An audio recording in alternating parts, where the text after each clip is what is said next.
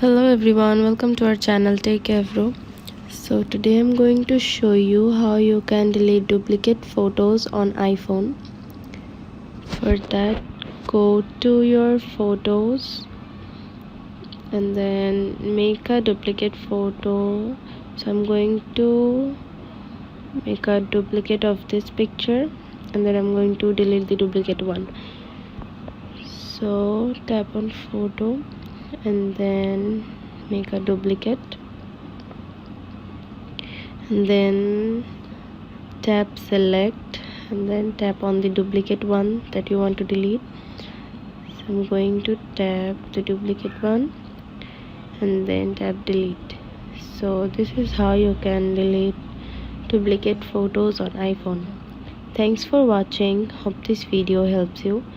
Don't forget to subscribe to our channel and don't forget to hit the bell icon button. See you in the next video.